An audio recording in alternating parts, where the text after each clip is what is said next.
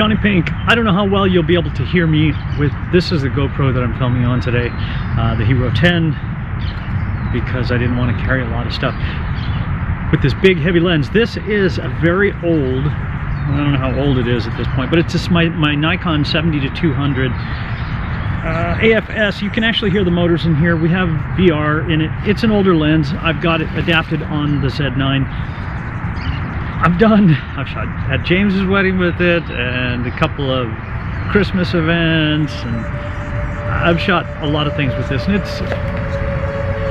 it's a beautiful little lens. But what I really wanted to try was hummingbirds.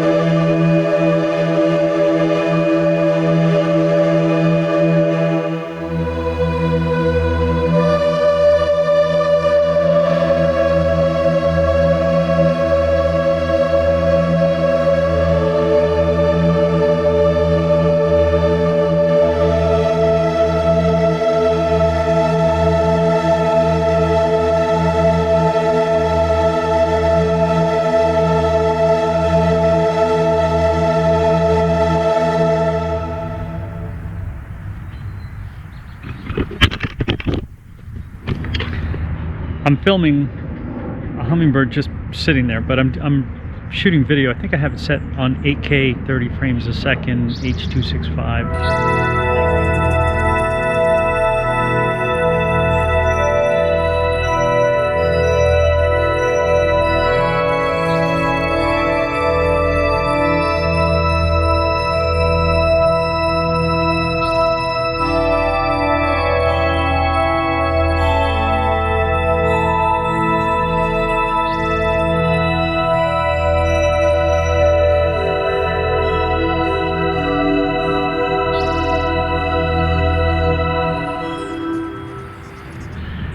I am going to change it to 4K 120.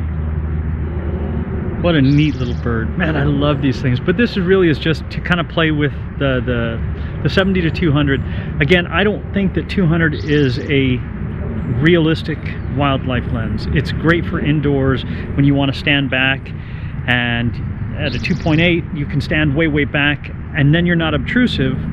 You get wonderful candid shots that way. That's what I like to do. I see another one over there. I'm going to go get that one too. But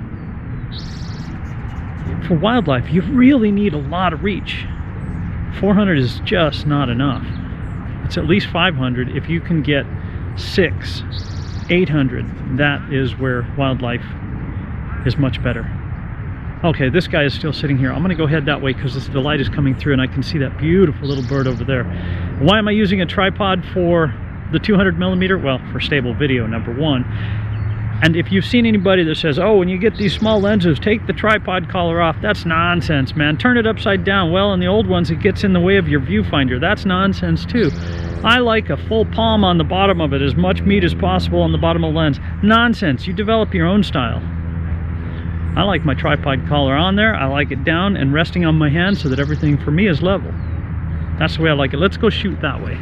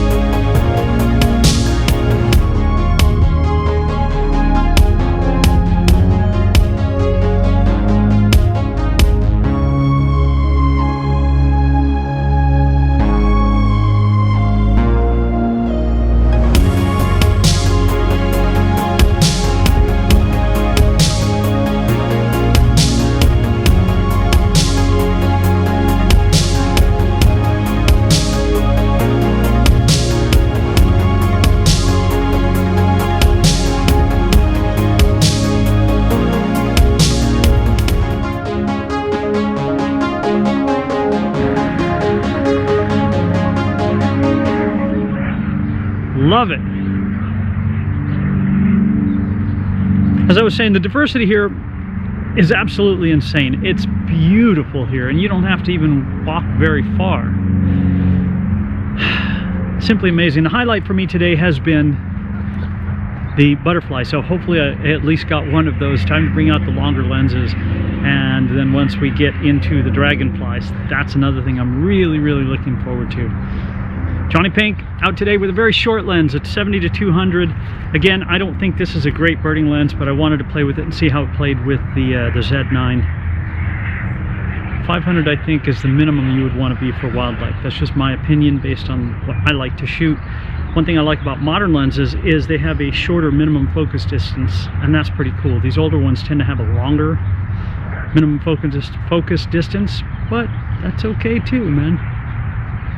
JonnyPink, you guys have a fantastic day out there. Whatever it is you're gonna do, we'll see you out there. Oh, and if you have questions, please, man, leave them down below. I'll answer. I do my very best to answer everything. If I missed it, then it's just because I missed it. And give it a thumbs up, because that helps the algorithm on my channel. If you want to support the channel, give it a thumbs up. That's all I ask. You guys have a fantastic day out there. Oh, and subscribe too. Share it with somebody. We'll see you.